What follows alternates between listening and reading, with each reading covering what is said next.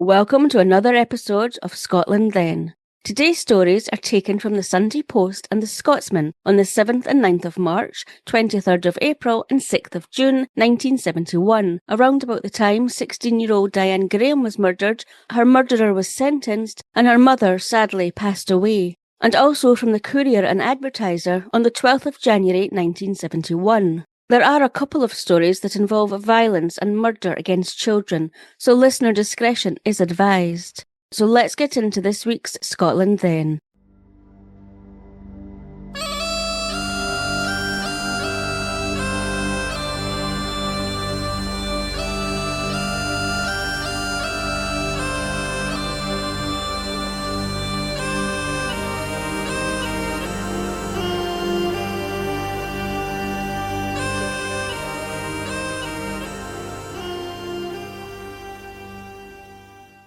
Before we go back to 1971, I just wanted to let you know that there won't be a new episode released next week, as we've been getting ready for not only CrimeCon in London on the 7th and 8th of June, but also for the True Crime Awards, taking place on Thursday the 5th of June, also in London, where Peter and I will actually be presenting the winner of the Outstanding Indie Podcast category. And Peter and I are so proud to be partnering with the True Crime Awards with our podcast business Cluarantonn, which means Thistlewave in Gaelic. We're really looking forward to both CrimeCon and the True Crime Awards. If any of you are coming along to CrimeCon, it would be great to meet you and have a wee chat. Okay, so let's go back in time to 1971. The first article that caught my eye came from the Sunday Post and was titled Diary of Death, which went on to say, yesterday people in Dundee were talking about the number of violent deaths in recent months, before then going on to list them. Although it didn't just include violent deaths in recent months, but also from as far back as February 1969, almost 2 years before 16-year-old Diane Graham had been murdered. Regardless, though, there definitely had been a significant number of murders in and around Dundee during that time period, starting on the 6th of February 1969, when 38-year-old Margaret Hepburn stabbed and killed her husband, Police Inspector Angus Hepburn, at their multi-storey flat at Burnside Court in Lochie, Dundee. Margaret was charged with culpable homicide and sentenced to 8 years. Then, just over a year later, on the 14th of February 1970, taxi driver George Nixon Martin's body was found in Kirkton Woods, Lookers, having been shot in the back and stabbed. 2 teenagers, 19-year-old Frederick Addison from Linlathen and 18-year-old Robert Grunwell from Dundee, were arrested and charged for the culpable homicide of George Martin and were sentenced to 12 years in a young offenders institution. Then, on the 31st of October 1970, 1-year-old Elaine Helen McGee died from head and body injuries inflicted by 30-year-old James Thomas. Elaine's murderer, however, was deemed unfit to plead to a murder charge, and he was committed to Carstairs State Mental Hospital. Then, on the 2nd of February, just less than a month before Diane Graham would be murdered, 62-year-old Janet Shaw was found dead in the Conservative and Unionist Association offices in Dundee, with a youth being charged with her murder. And less than 3 weeks later, 33-year-old Elizabeth Jeanette McLean, or Findlay, was found unconscious in the entranceway to the Kinloch Arms Hotel in Magle. Sadly, Elizabeth died shortly afterwards. Although her cause of death was not disclosed, an unnamed man was arrested and charged with her murder, and he was due to appear in court.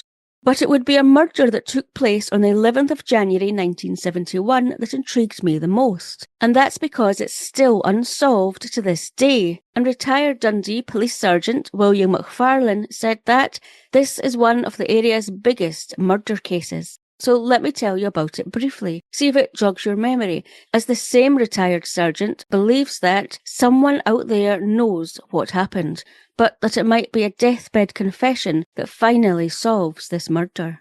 52-year-old James Keltie, who was the proprietor of the then Muirton House Hotel, died in Dundee Royal Infirmary after sustaining severe head and body injuries, with it later being discovered that James had suffered a fractured skull, which had caused severe bleeding to his brain.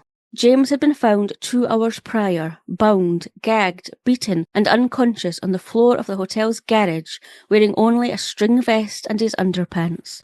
It was believed that James, a father of 3, had been attacked in an upstairs bedroom of the hotel and dragged outside to the garage. James had last been seen by his wife Agnes, a police officer at the time, about midnight when the pair went to their separate bedrooms.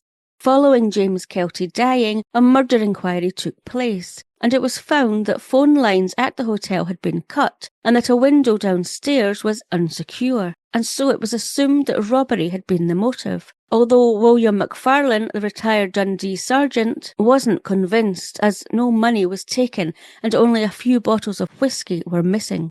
2 iron bars had also been found nearby, and it was presumed that these were the murder weapons, although this has never been conclusively proven. This was a huge murder inquiry, being dubbed the largest ever held in Perthshire, with every male over the age of 16 in Blairgowrie being fingerprinted, with this being extended to other areas, amounting to 2,000 sets of fingerprints being taken, but to no avail. William McFarlane did say that he didn't think the murderer or murderers had been anyone living in Blairgowrie, that although there had been a few rogues and rascals, he just didn't believe this murder had been committed by anyone local, as he believes that if James's murderer or murderers had been local, then they would have been discovered. A description of a man aged between 26 and 28, wearing a khaki jacket, who had been seen near the hotel at 4:40 a.m. on the morning of the attack, was released, along with a request for the driver of a cream-coloured car who had been seen in the area also to come forward. However, nobody ever did come forward with any information, and the murder inquiry slowly became a cold case. James Keltie was said to have been a generous man who gave to good causes, who was fond of a drink and had a reputation of being a big spender, often buying customers in his hotel drinks with large wads of notes. James had 3 children aged 16, 9 and 5, and a wife who sadly died in the late 1970s. It's not known what became of James's 3 children, but for them to have lost both of their parents relatively quickly together must have been devastating. Do you remember this case, or know anything that might lead to 52-year-old James Keltie's murderer or murderers being brought to justice? There sadly are more murders to tell you about that took place in 1971, but first a wee detour from Dundee to Glasgow for an act of kindness that resulted in a death. 46-year-old Robert Mohammed was working in the grounds of the Belvedere Hospital in Glasgow, repairing a wall, when he saw 3-year-old Stuart Niven floating past him downstream in the River Clyde.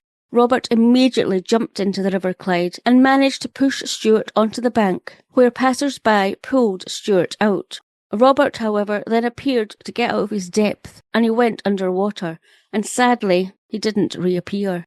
Despite a 100-yard stretch of the river being dragged with a grappling iron, Robert's body was not found. 3-year-old Stuart was taken to hospital and was said to be satisfactory. So we're staying in Glasgow for this next case, which does involve the murder of a child, 3-year-old Mark Beaton. Now, there's not a lot of information about this case, including who actually killed 3-year-old Mark. It only says that a 27-year-old woman appeared at Glasgow Sheriff Court after being charged for assaulting and murdering Mark after he had been found battered to death in a Glasgow tenement. The article in The Scotsman went on to say that police had been alerted when neighbours in the tenement phoned them after they had seen and heard Mark's older sister running and screaming from the tenement. When police had arrived, they had found Mark's body on a bed in the tenement, and the rest of his family had been located in a neighbour's house. Okay, so back to Dundee for this next story, which doesn't involve murder, but it does involve an assault on a 6-month-old wee boy. 24-year-old John Moran appeared in the High Court in Edinburgh on the 22nd of April, where he pleaded guilty to a most dastardly assault, and he was sentenced to 4 years. But just what had taken place? Well, John Moran was married with a child. However, since 1967, he had been cohabiting with Marie Hutchison of Craigmore Street, Dundee, with whom he had 2 children, one of which was 6-month-old Donald. John Moran was a former merchant seaman who was apparently of a nervous and quick-tempered disposition and had received psychiatric treatment twice in the past. He was said to, at times, have a violent temper which he was unable to control, and that his temper always seemed to get him into trouble. In early April 1971, 6-month-old baby Donald had been crying a lot, and Marie had been tending to him. However, on this particular occasion, John had decided he would go and pick Donald up to see if that would stop him crying. It didn't. In fact, Donald's crying and distress became worse.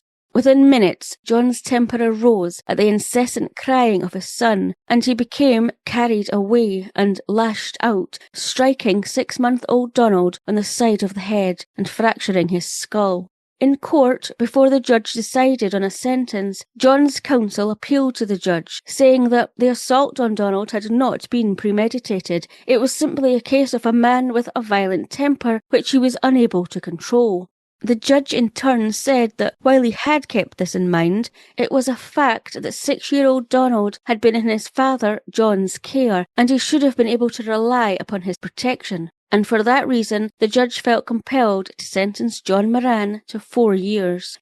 I couldn't find anywhere what happened to baby Donald, although it did say that he had been assaulted to his severe injury. I'm not sure what that means, but I do hope he was able to recover from the dastardly assault and live a full life. Okay, one last story. A very different whodunit. The final article that caught my attention came from the Sunday Post on the 6th of June, and it was headed, "Wee Bandit Gives It Big Licks." Did you live in the mid-Craigie area of Dundee back in 1971 and enjoyed and frequented the ice cream van? Well, if so, this could be you.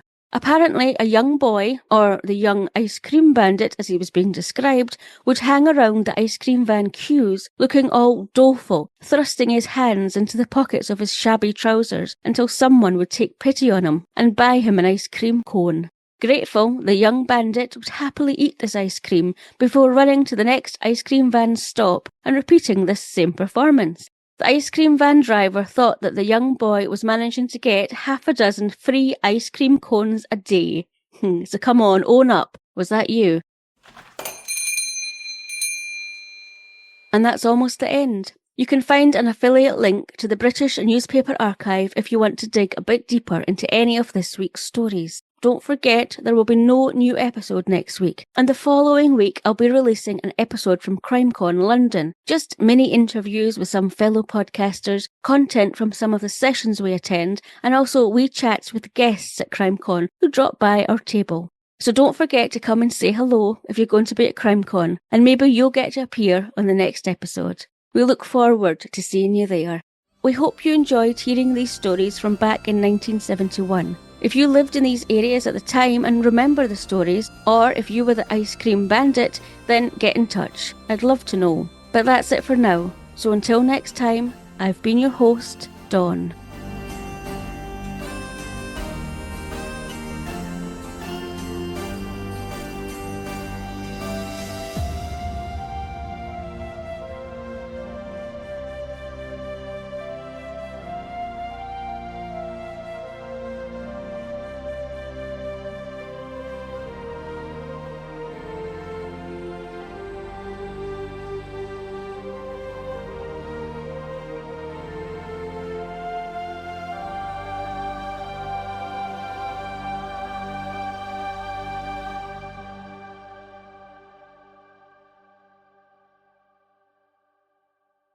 Scottish Murders is a production of Cluarantonn.